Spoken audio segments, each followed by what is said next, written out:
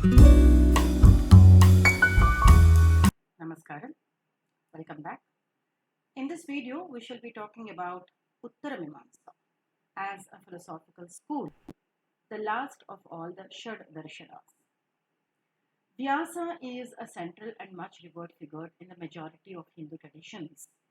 He is also called as Veda Vyasa because he has classified the Vedas, or Krishna Dvaipayana because of his complexion, or Badarayana as he has authored the Brahma Sutras. He is also called as Badarayana because when Vyasa was born, it is said that he was covered with Badara, the Indian jujuba trees leaves, and that's why he's called Badarayana. So to Badarayana, we credit the Uttara Mimansa.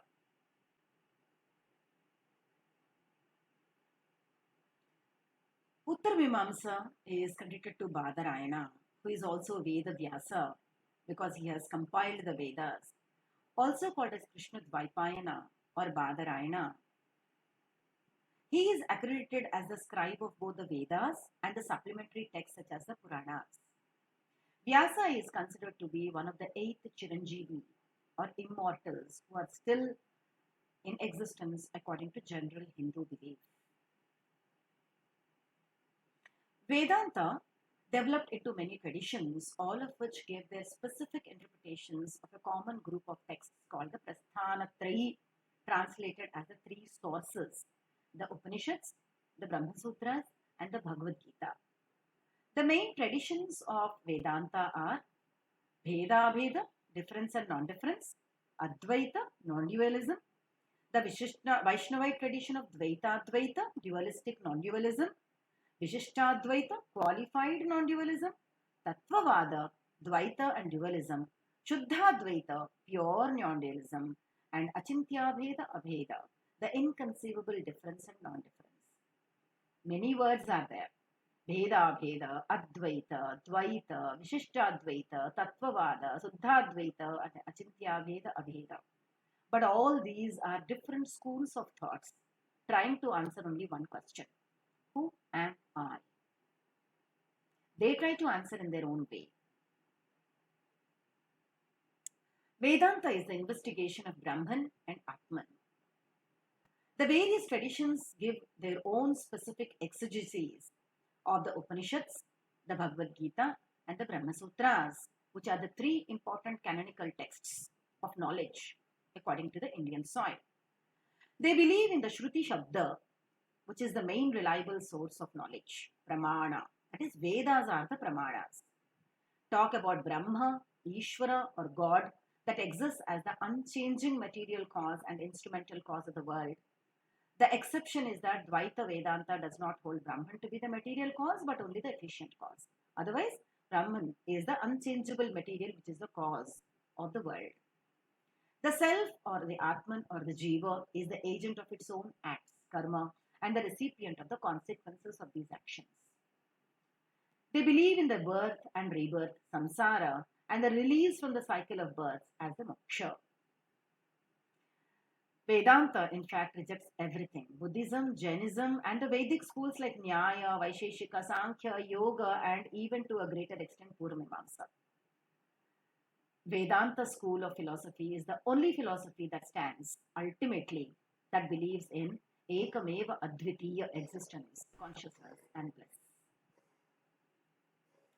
In a nutshell, Vedanta can be understood as Brahma Satyam Jagat Mithya. Brahma is the Sach, truth, and Jagat is Maya. Jivo Brahmanaiva Naparaha. Jivo Brahmaiva Naparaha. There is nothing but Jivan and Brahman are the same. If you look into the English translation, Brahma Satyam, that is, Brahman is the only truth. Jagat Mithya, the world is unreal. Jivo Brahmaiva Naparaha. That is, there is ultimately no difference between Brahman and the individual self. It's a beautiful way of understanding with the story of Janaka Maharaj and Ashtavakra. It seems that once Janak Maharaj has been defeated by his enemies. Janak Maharaj, who is the father of Sita and the king of Mithilanagar. He was once defeated by his enemies, wounded, suffering, in a great depression, running here and there for water and food, not being helped by anybody, including his own people. Suddenly he wakes up and he says, "What was that?" And he opens his eyes and looks. He is in his own palace, on his own bed, surrounded by his own people. He talks only one thing from that time onwards. Was that the truth? Is this the truth? Now nobody understands what is that and what is this. He asks the same question to everyone he encounters, and nobody could understand what is that. That is the defeated Janaka, the wounded Janaka, the bleeding Janaka, struggling for water and food. And this is the King Janaka with his wife, with his ministers, soldiers, and people. Was that the truth? Is this the truth? Is the only question that is asked by Janaka to everyone. Ashtavakra, one of the wonderful and intelligent sages in the court of King Janaka, approaches him and asks the question, "What do you see there?" King Janaka describes the wounded Janaka and the defeated Janaka. "What do you see here?" King Janaka describes his palace, his people, his ministers, and his courtiers. Then Ashtavakra asks, "Do you see all that is seen here in that picture?" Janaka says, "No." "Do you see all those people whom you see in that picture here?" Janaka says, "No." So then Ashtavakra says very beautifully, in nutshell telling the Vedanta, that, "Hey king, neither that is truth, nor this is truth, but you are the truth. Neither your body is truth, nor your mind is truth, but you are the truth, and you are one with Brahma." Ashtavakra says, "Na ye sach, na wo sach. Raja, tum sach." That is exactly Vedanta in nutshell.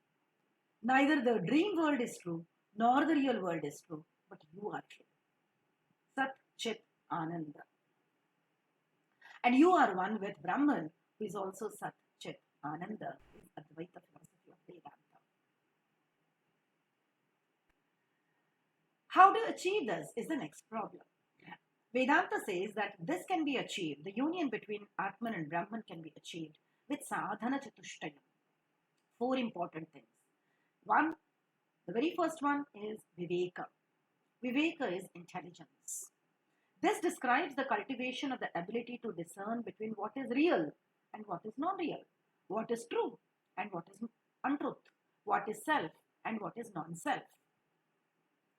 This is also an integral principle of the classical yoga philosophy outlined in Patanjali's Yoga Sutras. First, understand what is truth and false. The second of the Chatushtayam is non-attachment or Vairagya.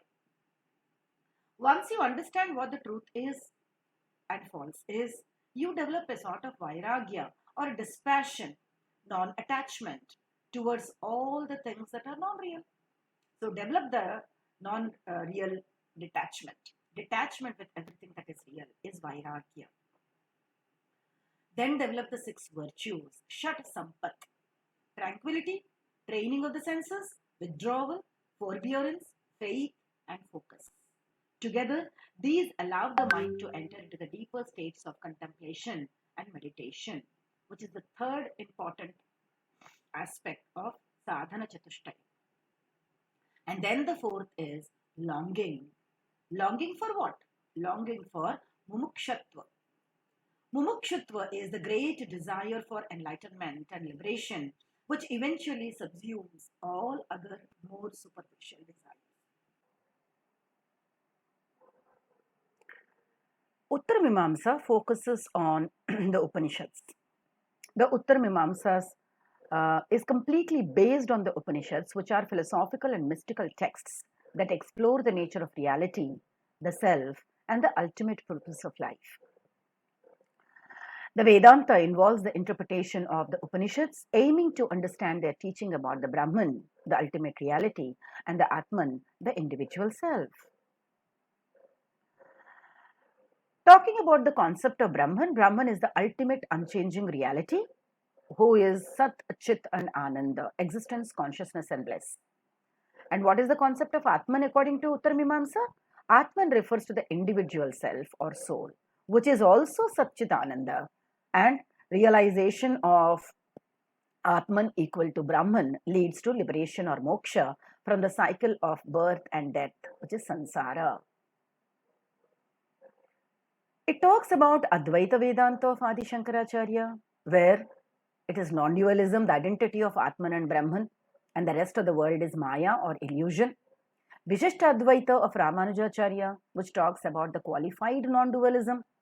Dvaita Vedanta of Madhavacharya, which talks about Brahman and individual souls are separate entities, and it emphasizes the importance of bhakti to a personal deity. Uttar Mimamsa also comes out like Sankhya, it talks about the theory of Maya. Maya refers to the illusory nature of the empirical world. It is the cosmic illusion that creates the appearance of diversity and separateness, obscuring the true nature of Brahman. Understanding and transcending Maya is very much required for achieving liberation. The path of liberation or the moksha is the self-knowledge or Atma Jnana. Now, this can be obtained with the help of Jnana Marga, which is the path of knowledge, Bhakti Yoga, which is the path of devotion, Karma Yoga, which is the path of selfless action. Whatever we are following, ultimately it leads to Atma Jnana and Mukti. How do we achieve this? With the help of the Prasthana Trayi, Upanishads, Bhagavad Gita and Brahma Sutras, which are the dialectical reasoning and debates that are offered for realizing your own self.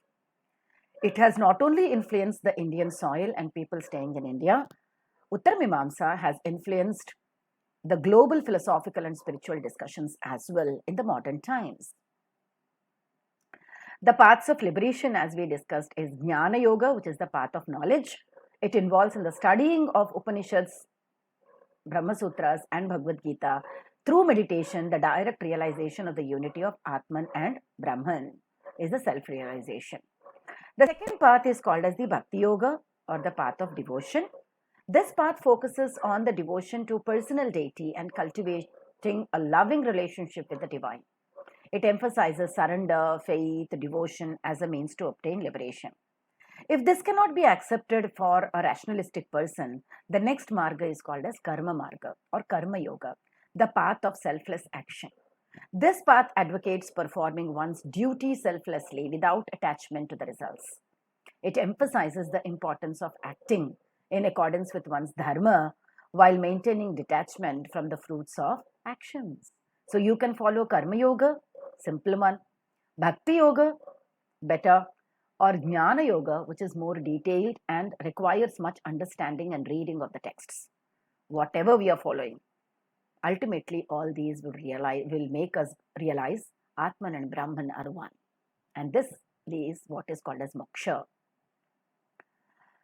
So the Upanishads talk about the Brahman, Atman and the ultimate purpose of life, whether it is Kena Upanishad, Isha, Kena, Katha, Mandukya, Taittiriya, Aitiriya, Chandogya, Brihadaranyaka are the wonderful Upanishads as has been given by Mandukya, Mundaka also. So the 10 Upanishads that are given by Adi Shankara are Isha, Kena, Katha, Mandukya, Mundaka, Taittiriya, Aitiriya, Chandogya and Brihadaranyaka.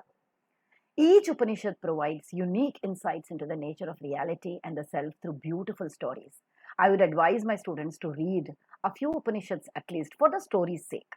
Through very simple stories, very profound thoughts of Atman and Brahman and their unity are explained so beautifully in the Upanishads. The next text is Bhagavad Gita, which is a beautiful 700 verse text that is written by Veda Vyasa, talking about Dharma, Bhakti, Jnana, and Vedanta for its teachings on the nature of reality and the paths of liberation.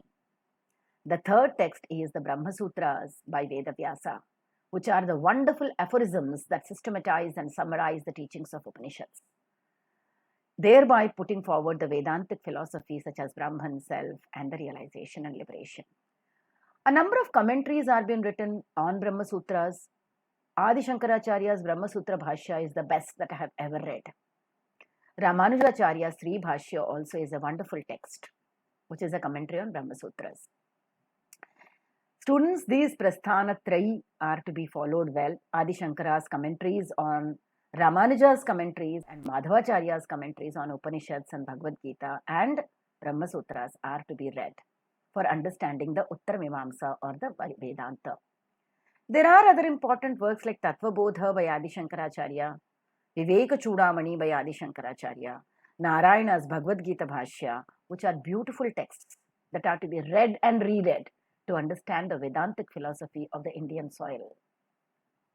In conclusion, I can say that these beautiful texts should be read and digested in the terms of Francis Bacon's words, should be chewed and digested for understanding the Vedanta of the Indian soil. The Upanishads, the Bhagavad Gita, and the Brahma Sutras, and the Bhashyas that are written by Adi Shankara, Ramanuja, and Madhvacharya. Because it is these texts that offer insights into the nature of Brahman, Atman, and the path to liberation. A number of videos are available on Uttara Mimansa on the YouTube. You can view a few videos to understand the Vedantic thought of the Indian soil. Thank you very much for being patiently listening to this Vedantic discourse through this video. See you in the next video. Bye from my side. Namaskaram.